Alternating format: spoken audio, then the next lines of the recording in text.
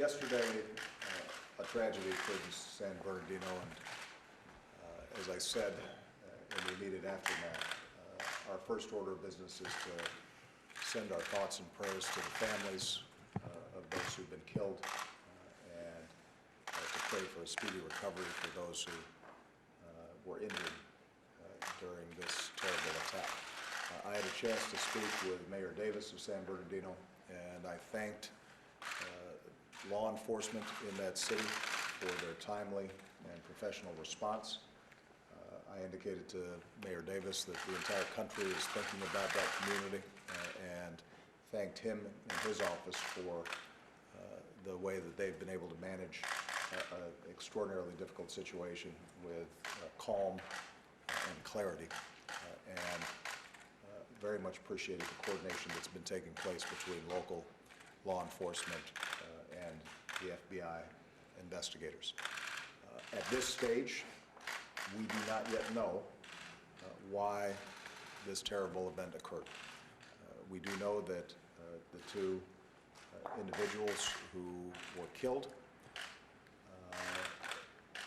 were equipped with weapons and appeared to have access to additional weaponry at their homes. But we don't know why they did it. We don't know at this point the extent of their plans. We do not know their motivations. And I just received a briefing from FBI Director Comey as well as Attorney General Lynch indicating the course of their investigation. At this point, this is now a FBI investigation. That's been done in cooperation and consultation with local law enforcement. It is possible that this was terrorist related, but we don't know. It's also possible that this was workplace related.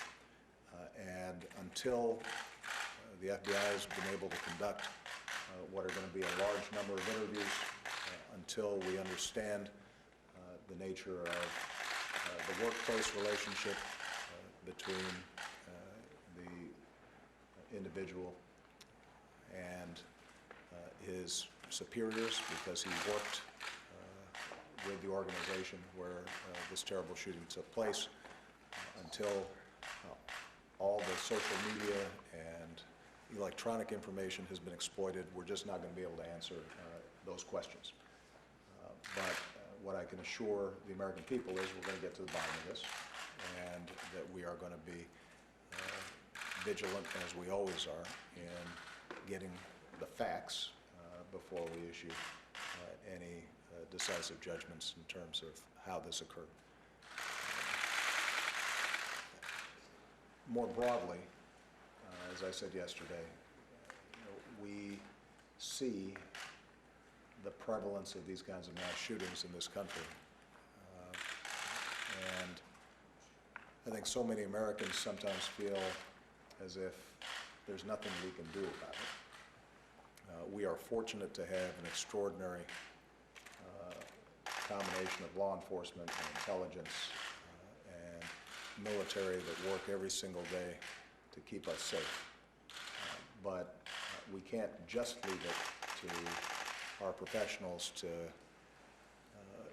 deal with the problem of these kinds of horrible killings. We all have a part to play. And I do think that as the investigation moves forward, it's going to be important for all of us, including our legislatures, to see what we can do to make sure that when individuals decide that they want to do somebody harm, we're making it a little harder for them to do it. Because right now it's just too easy. We're going to have to, I think, search ourselves as a society to make sure that we can take basic steps that would make it harder, not impossible, but harder for individuals to get access to weapons.